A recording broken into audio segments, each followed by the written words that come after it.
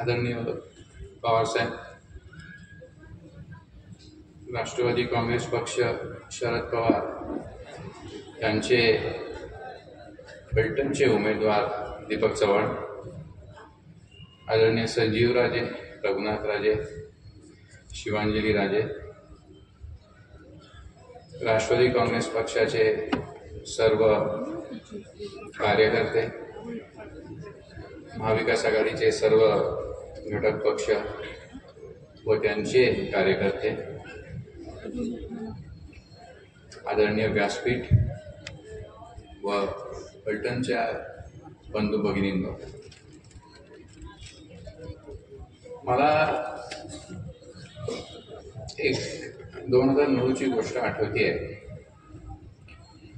जेणेकरून फलटण खंडाळ्याची जेव्हा डिव्हिजन झाली आणि फलटण मतदारसंघ आरक्षित झाला, त्याच वेळेला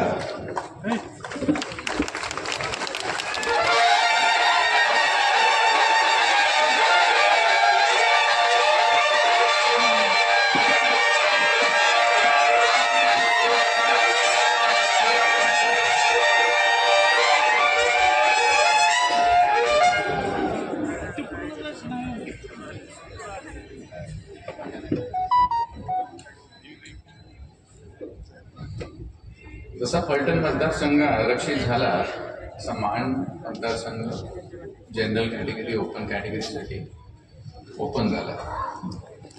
दीपकराव चव्हाण जेव्हा पहिल्यांदा आमदार झाले, त्यांच्याबरोबरच मानचे विद्यमान आणि विद्वान आमदार श्री गोरे हेही आमदार झाले.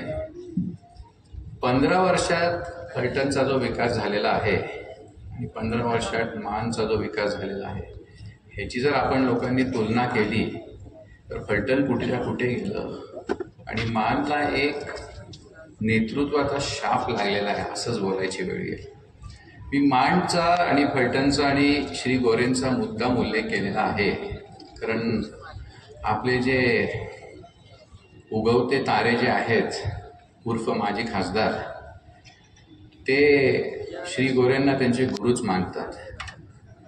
त्याच्यामुळे फलटणमध्ये जे काय घडतं चालतं ते श्री गोरेंच्या नेतृत्वाखालीच चालतं.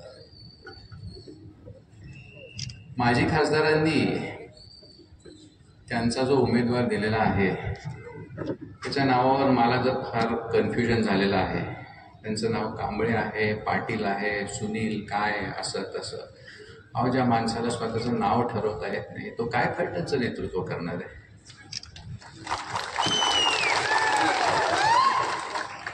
बरं, आपला उमेदवार 15 वर्षाचा सीझन उमेदवार आहे. त्यांनी रामराजेंच्या सहभागात तसंच पवारसाहेबांच्या सहभागात काम केलेलं आहे.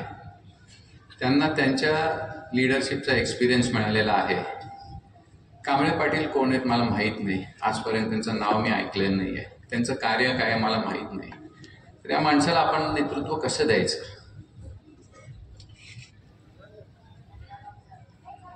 माजी खासदारांना असं माझे बंधू बोलले, 5 वर्ष सत्ता होती, ते देवेंद्र साहेबांच्या दिवाने खासमधले एक मेंबर आहेत. मी कुठल्याही इंटरव्ह्यूमध्ये जर बघितलं तर देवेंद्र साहेब जेव्हा प्रेस कॉन्फरन्स देतात तेव्हा त्यांचे ते 2 बॉडीगार्ड श्री गोरे आणि श्री रणजित सदैव त्यांच्या पाठीशी उभेच असतात. प्रेस कॉन्फरन्समध्ये त्यांचं काही काम नसतं, त्या विषयाशी त्यांचा काही संबंध नसतो.